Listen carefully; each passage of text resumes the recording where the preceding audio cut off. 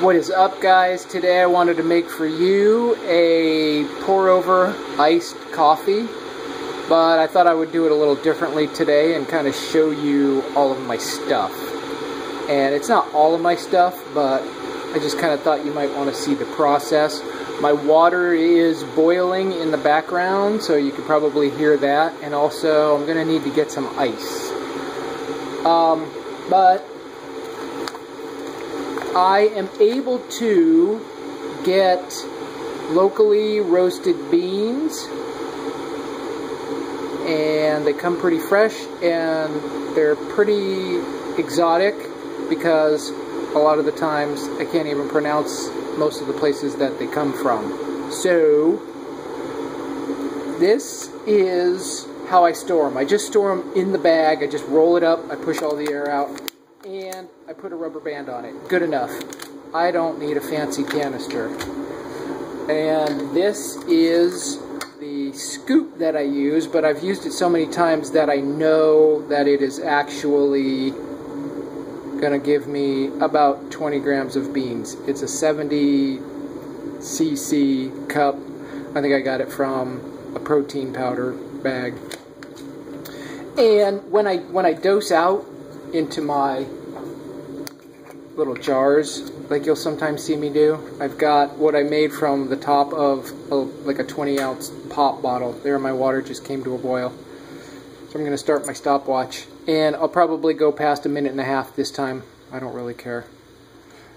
So it makes a really good funnel.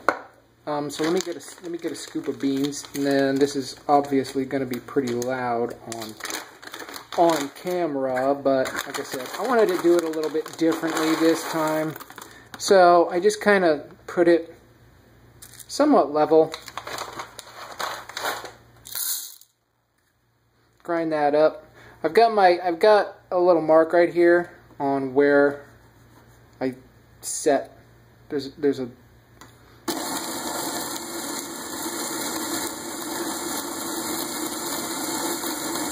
I'll grab the ice.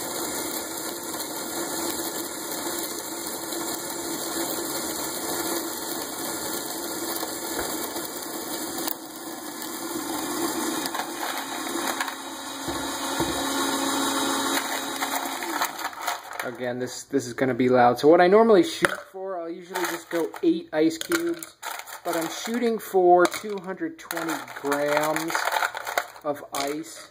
So sometimes it's 8 or 9 or 10. I know when I make the videos it'll be more or a lot less, but whatever. That's about what we're shooting for. Okay, so got the coffee in there. Now I started grinding my coffee a little bit finer. We went on a trip a few months back, and I just brought a bag of Pete's, and it was already ground, so I didn't have to deal with grinding it. And it was finer than what I was grinding with, so I set my my grinder a little finer. So if you get a bag of Pete's at the store, that's about what we're shooting for when I do pour-overs. I find it's a really good perfect grind for these.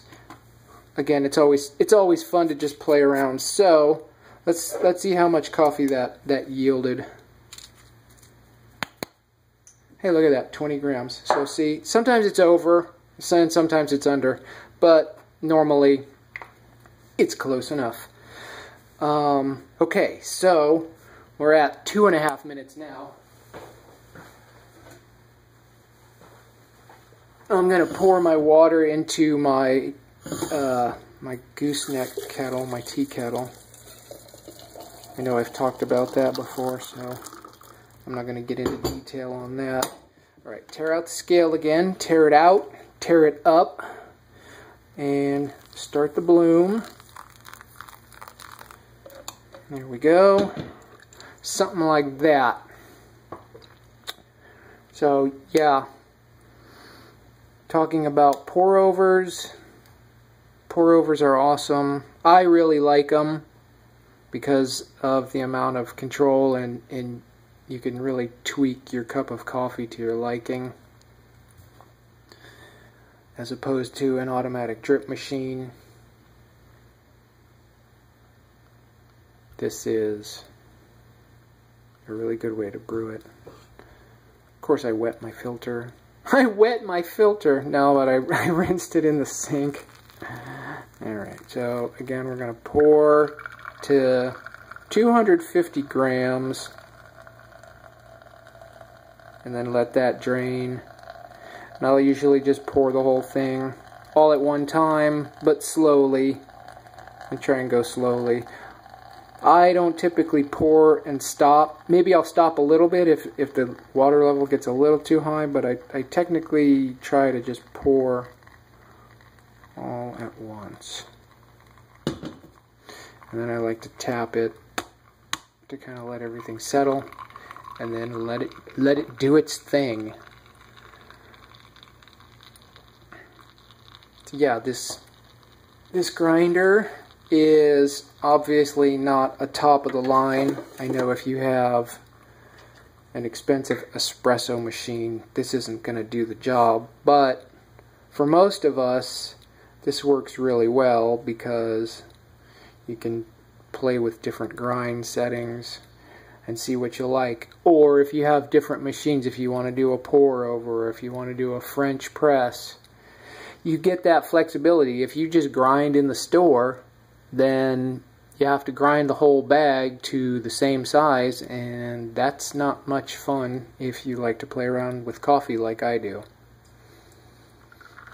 Which is why I like to make these videos, because I'm pretty passionate about coffee, and I like to watch videos of coffee online, so I thought, hey, why don't I start making my own, because I like to brew coffee all day long, and this way maybe I can perform a public service at the same time. I don't know.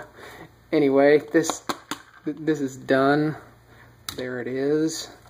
Nice and icy. Again, I'm going to leave this one black.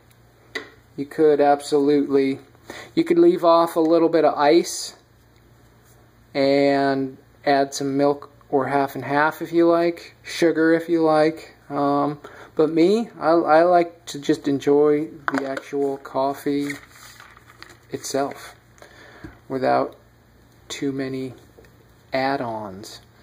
That's done there, guys. Thanks so much for watching. Later.